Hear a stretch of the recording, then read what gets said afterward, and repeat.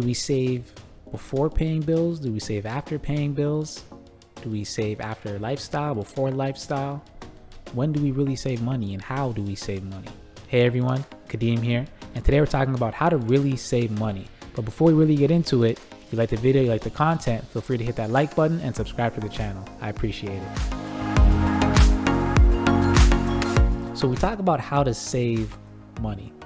And my last video, we talked about some different vehicles you can use to save money, or some different investment options rather. Let's not call them vehicles, let's call them investment options, right? You have your stocks, you have mutual funds, segregated funds, and so on. And those are some different ways to save money. But what money are you saving if you are sitting there thinking you're drowning in debt right now? You're sitting there thinking you're living paycheck to paycheck and you have nothing to really save. You can't save money. Well, let's look at it.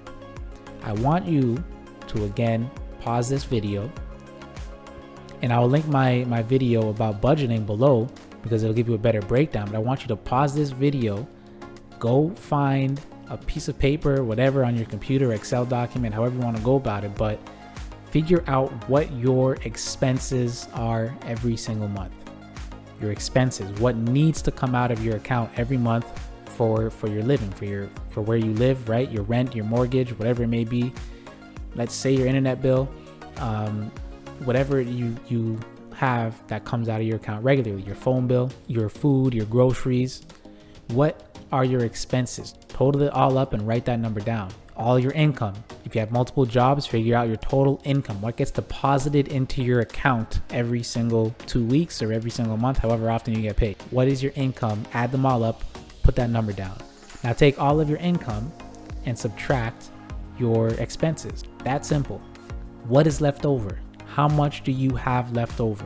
But you want to make sure you put all your expenses down so that you have an accurate number where if you only got that amount, all of your bills would still be paid and you'd still be okay to live, to have a roof over your head. You'd still be okay with your internet, your phone, and so on and so forth, right? You still have food in the fridge. Everything excess, it's exactly that, it's excess.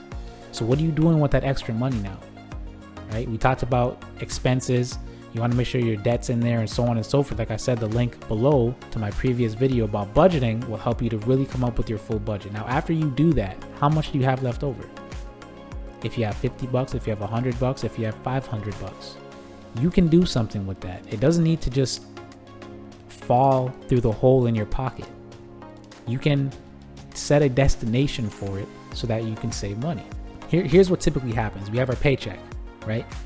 And before we even get our paycheck, there's something that comes out of it. It's called taxes. There's nothing you can do about that. Taxes comes out. Now, I know some people get put under the table. We're not talking about all of that, but taxes comes out of your paycheck before you even receive it. Now, you receive your paycheck, and there's this thing called bills. And if you are alive today and you are over the age of 18, let's say over the age of 22, you probably have bills, at the very least a phone bill. So these things are it's something you need to pay to survive. Again, rent, mortgage, phone bill, car bill, whatever it may be.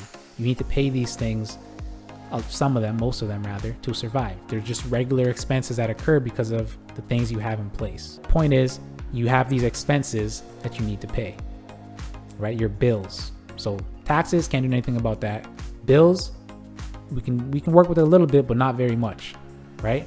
And then after bills, you have lifestyle.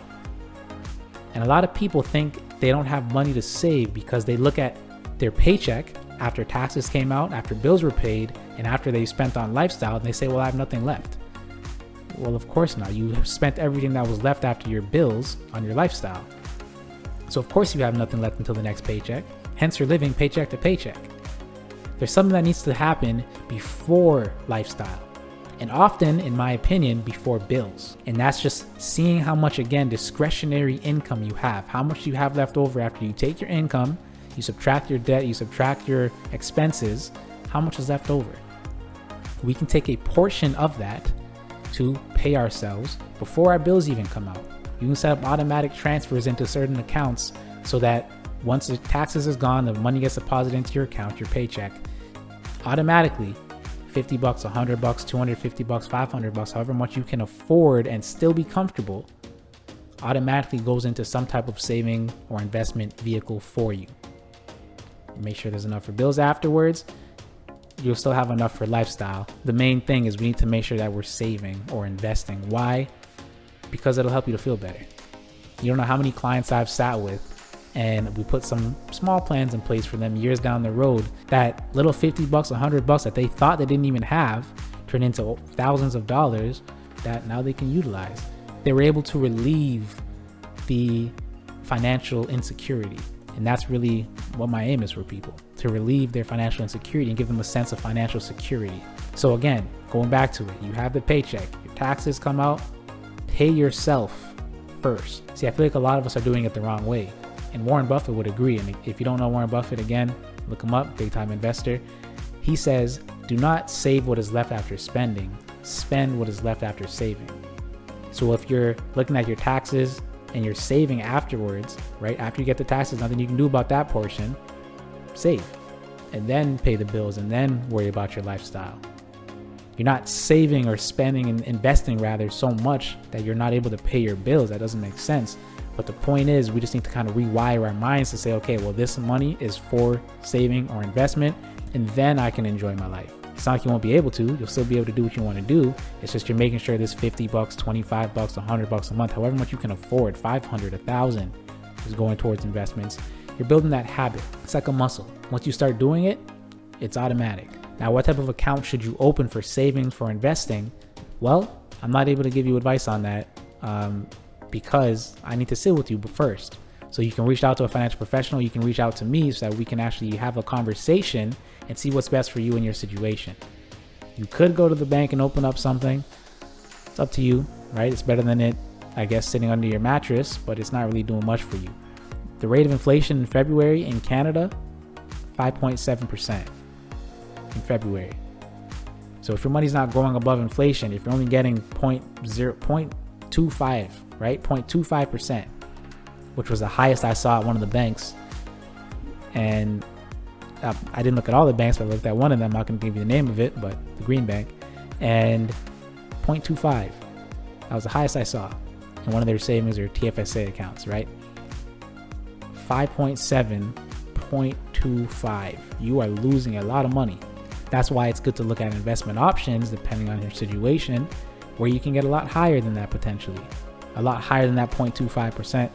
Oftentimes a lot higher than that 5.7%. Again, depending on how the market does that year. So you can open up a mutual fund account. You can open up a segregated fund account. You can open up a life insurance account that's invested in the market that's getting you good returns.